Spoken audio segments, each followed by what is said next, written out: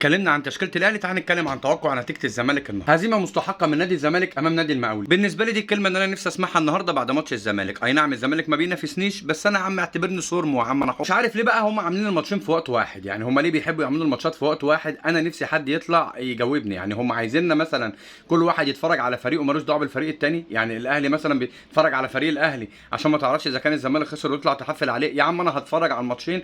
اي نعم انت تشوفها من بره عمليه كده مجدي يعقوب نفسه ما يعرفش يعملها، ولكن ربنا يخلي لنا الواي فاي واللابتوب بتاعي. فلو هتقول لي انت بتتفرج على ماتش الزمالك ليه وانت بتتفرج على ماتش الاهلي، انا حر، خليك في لابتوبك وخليني في لابتوب. احسن خبر هيفرح الزملكاويه ويعكنن على الاهلاويه النهارده عوده الحراق سيف الدين الجزيري، احسن 9 في مصر، صاحب القضيه فيستك. الزمالك دلوقتي في المركز الخامس وقابله مودرن سبورت والمصري، ولكن هم لاعبين ماتشات اكتر منه، فهو بينافس على المركز الثالث حاليا. الزمالك لعب 28 ماتش في الدوري، ما شاء الله عليه، عامل ارقام قياسيه، كسبان 14 ماتش، متعادل 7 وخسران 7. انت فرحت بعوده سيف الدين الجزيري، تعالى بقى افرحك تاني واقول لك ان الكابتن شيكابالا هيلعب، صاحب افضل جون في تاريخ الزمالك. الجون اللي جابه في القاضيه، الجون اللي جابه في ماتش القاضيه ممكن وخسروا برضه، ولكن الزملكاويه مقتنعين ان هدف شيكابالا ده في مرمى الاهلي في الماتش اللي خسروه اللي خدنا منه نهائي القرن، ان ديت اقوى بطوله افريقيه خدوها في اخر 23 سنه. عوده سيف الدين الجزيري صاحب القاضيه فيستك، عوده الكابتن شيكابالا صاحب هدف ملوش 30 اي لازمه في ماتش القاضيه ممكن. بتمنى من كل اخواتي اللي هيشوفوا الفيديو يتوقعوا الزمالك هيخسر كام النهارده.